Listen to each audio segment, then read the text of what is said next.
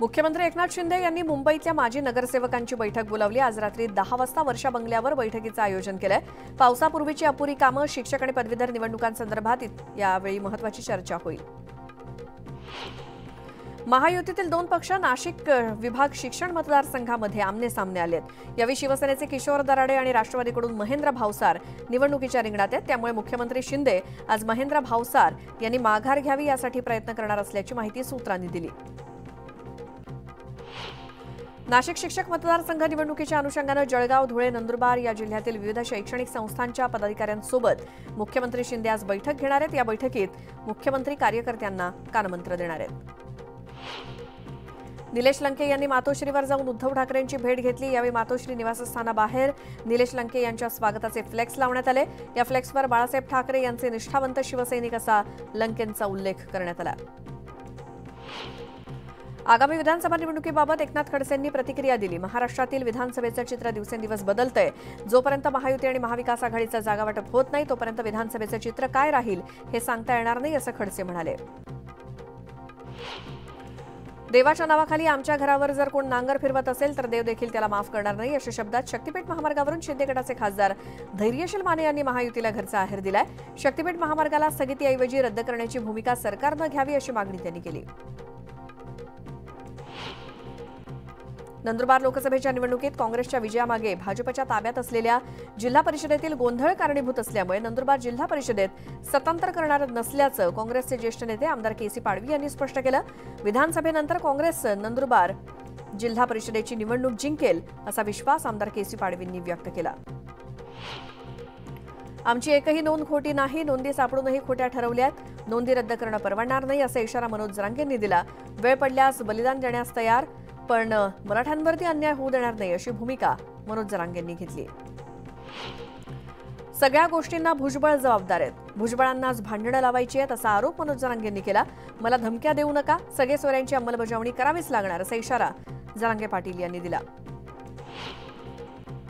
मनोज जरांगेंच्या इशाऱ्याला छगन भुजबळांनी प्रत्युत्तर दिलं। घरी बसवलं तरी ओबीसींच्या हक्कासाठी लढा देत राहणार, मी आमदारकीचा राजीनामा दिला होता, तिकडे मंत्रिपदाचं काय असा जोरदार हल्लाबोल छगन भुजबळांनी केला। मंत्री छगन भुजबळांच्या शिवसेना उद्धव बाळासाहेब ठाकरे पक्षातील संभाव्य प्रवेशाला येवला आणि लासलगाव तालुक्यातील ठाकरे गटाच्या कार्यकर्त्यांनी तीव्र विरोध केलाय। भुजबळांना पक्षात घेतल्यास निवडणुकीत पक्षाचं काम करणार नाही अशी भावना कार्यकर्त्यांनी व्यक्त केली आणि यावेळी भुजबळांविरोधात घोषणाबाजी करण्यात आली। बीडच्या पाटणमध्ये ओबीसी आंदोलक आक्रमक झालेत। आरक्षण द्यायचं असेल तर खुशाल द्या, मात्र त्यांच्या जमिनी आणि कारखाने आमच्या नावावर करा असं म्हणत ओबीसी आंदोलकांनी राज्य सरकारला खुलं आव्हान दिलं। तसंच या गोष्टीचा निषेध करण्यासाठी ओबीसी समाजानं रॅली काढली।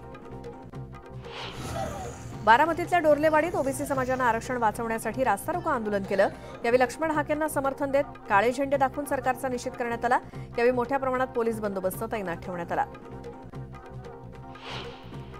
पावसाळ्याच्या सुरुवातीलाच परभणीतील रस्त्यांची दुरवस्था झाली। ठिकठिकाणी रस्त्यावरती पडलेल्या खड्ड्यांमुळे नागरिकांना वाट काढावी लागत असल्यानं नागरिक हैराण झाले। त्यामुळे प्रशासनानं रस्त्याच्या दुरुस्तीकडे लक्ष द्यावे अशी मागणी नागरिकांकडून केली जाते।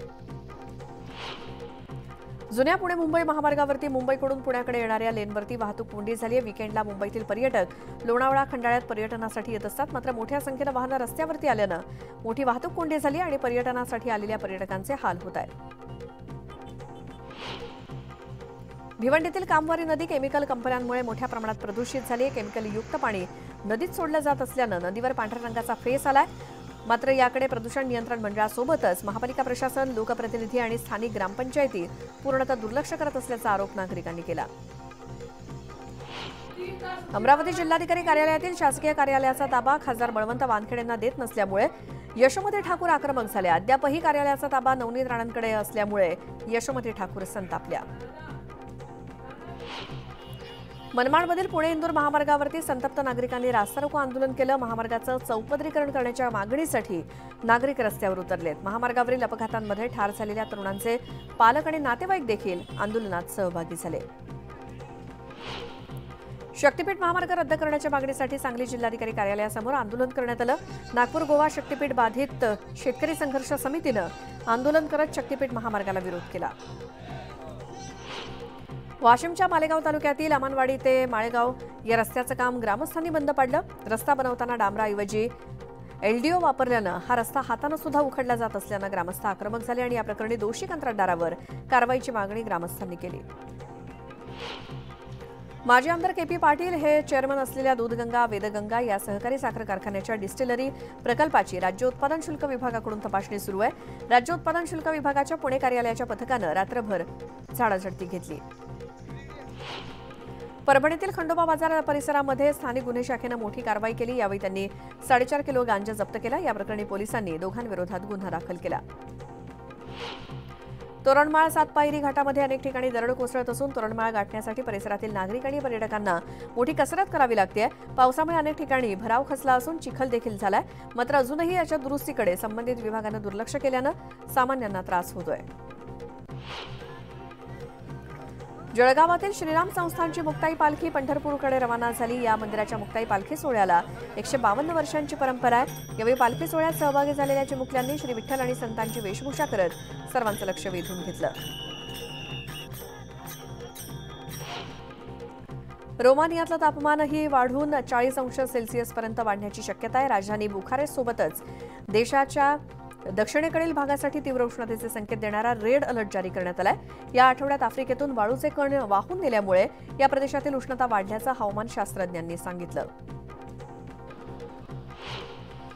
तीव्र उष्णतेमुळे बोस्नियातला वीज पुरवठा मोठ्या प्रमाणात खंडित झाला. वीज वितरण प्रणालीतील बिघाडामुळे जवळपास संपूर्ण देश विजेविना होता. बोस्नियाची राजधानी साराजेवोमध्ये ट्राम थांबल्यामुळे आणि ट्रॅफिक लाईट्स कार्यरत नसल्यामुळे वाहतूक कोलमडली.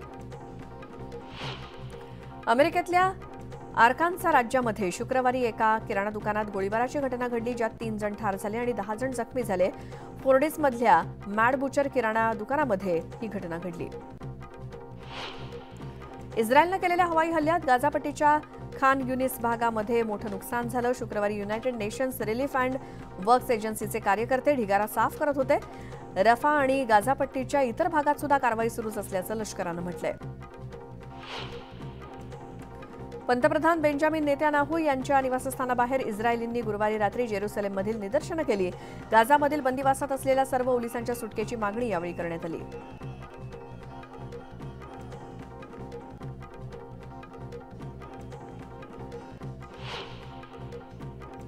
या बातम्यांसोबतच बुलेटिनमध्ये वेळ झाली एका छोट्याशा ब्रेकची.